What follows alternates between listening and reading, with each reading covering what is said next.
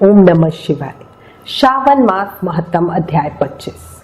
हरे कृष्णा, राधे राधे। श्रावण मास महत्तम के अध्याय 24 में भगवान शिव ने कृष्ण अवतार तथा राजा महासेन की कथा सुनाई थी। अब आज इस अध्याय में पिठोरी व्रत का वर्णन सुनेंगे। शुरू करते हैं। भगवान सदाशिव बोले, हे मुनि श्रेष्ठ, अब मैं उत्तम पिठोरी व्रत का वर्णन करूंगा। सभी संपदाओं को प्रदान करने वाला यह व्रत श्रावण मास के अमावस्या को होता है। जो यह घर है वह सभी वस्तु मात्र का अधिष्ठान है, इसलिए इसे पीठ कहा गया है और पूजन में वस्तु मात्र के समूह को आर कहते हैं। अतः हे मुनीश्वर, इस व्रत का नाम इसलिए पिठोर है। अब मैं इसकी विधि कहूंगा, सावधान होकर सुनिए। दीवार को ताम्रवर्ण, कृष्ण वर्ण अथवा श्वेत वर्ण धातु से पोतना चाहिए। अगर ताम्रवर्ण से पोता गया हो तो पीले रंग से, कृष्ण वर्ण से पोता गया हो तो श्वेत रंग से, और श्वेत वर्ण से पोता गया हो तो कृष्ण वर्ण से चित्र बनाने चाहिए। अथवा श्वेत पीत से, लाल से, काले या हरे वर्ण से चित्र बनाए। मध्य में पार्वती सहित शिव की मूर्ति अथवा शिवलिंग को बनाकर उसके चहुओर संसार की सभी चीजें अंकित करनी चाहिए। विस्तरीन दीवार पर संसार की अनेकों चीजों का चित्र बनाएं।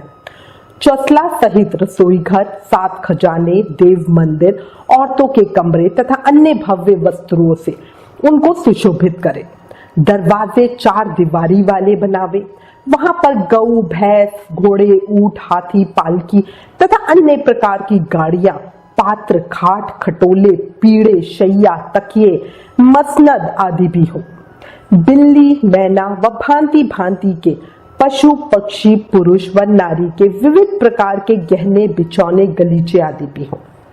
यहाँ यज्ञ हेतु सभी बर्तन, दंड, स्तंभ, मथने की 3 रस्सियां, मक्खन, दही, मट्ठा, तक्र, घित, तिल, तेल, अक्षत, अरहर, मक्का, जौ व अन्न भी हो। सिलबट्टा, चूल्हा, झाड़ू, सभी पुरुष व स्त्रियों के वस्त्र भी हो।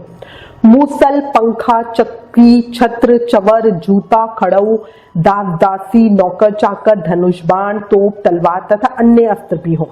वहां पर त्रिशूल, मुदगर, परिघव, चक्र, कलम, दवात, दीपक, द्विष्ट, स्वादिष्ट पकवान और अन्य कई वस्तुएं भी वहां हो। उन सभी व अन्य वस्तुओं को दीवार पर छपवा कर उनकी 16 उपचारों से पूजा करनी चाहिए। पूजन में अनेक प्रकार के गंध, द्रव्य, पुष्प, धूप तथा चंदन अर्पित करें। ब्राह्मणों, बालकों तथा सौभाग्यवती स्त्रियों को भोजन कराएं। उसके बाद पार्वती सहित शिव से प्रार्थना करें, मेरा व्रत संपूर्ण हो। हे साम शिव, हे दया सागर, हे गिरीश, हे चंद्रशेखर, इस व्रत से प्रसन्न होकर आप हमारे मनोरथ पूर्ण करें। इस प्रकार 5 वर्ष तक व्रत करके बाद में उद्यापन कर देना चाहिए। इसमें घी तथा बिल पत्रों से शिव मंत्रों के द्वारा होम होता है। एक दिन अधिवासन करके सर्वप्रथम ग्रह होम करना चाहिए। आहुति की संख्या 1008 अथवा 108 होनी चाहिए। हे वत्स, उसके बाद आचार्य की पूजा करें और भूय से दक्षिणा दें। इसके बाद व्यक्ति इष्ट बंधुजनों तथा कुटुंब के साथ स्वयं भोजन करे। ऐसा विधान किए जाने पर मनुष्य सभी कामनाओं को प्राप्त कर लेता है। इस लोक में जो जो वस्तुएं उसे परम अभिष्ट होती हैं, उन सभी को वह पा लेता है। हे वत्स, मैंने आपसे इस उत्तम पिठोरी व्रत का वर्णन कर दिया। इस व्रत के समान सभी मनोरथों तथा समृद्धियों को प्रदान करने वाला और शिवजी जी की प्रसन्नता करने वाला ना कोई व्रत हुआ है और ना तो होगा।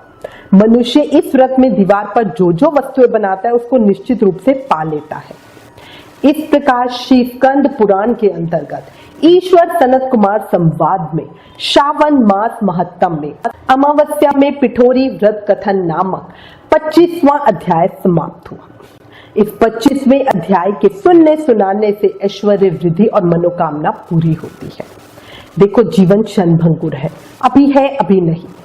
कोरोना की इस महामारी ने बहुत से लोगों को हमसे छीन लिया, जिसमें से बहुत से लोगों ने सोचा था कि अगले साल से जाप शुरू करेंगे, व्रत करेंगे, पर उनका अगला साल आया ही नहीं। आप लोग भाग्यशाली हो जो सावन के इस पवित्र महीने में भगवान शिव के श्रीमुख से पावन कथा सुन पा रहे हो। अभी भी समय है, जीवन का सदुपयोग कर लो। ज्यादा से ज्यादा नाम जाप करो। कलयुग केवल नाम आधारा। प्रेम से, मन से, भाव से, हर सांस के साथ नाम जाप करते रहो। भगवान के पवित्र नामों के जयकारे लगाओ। ओम नमः शिवाय, हर हर महादेव, जय लक्ष्मी नारायण भगवान की जय।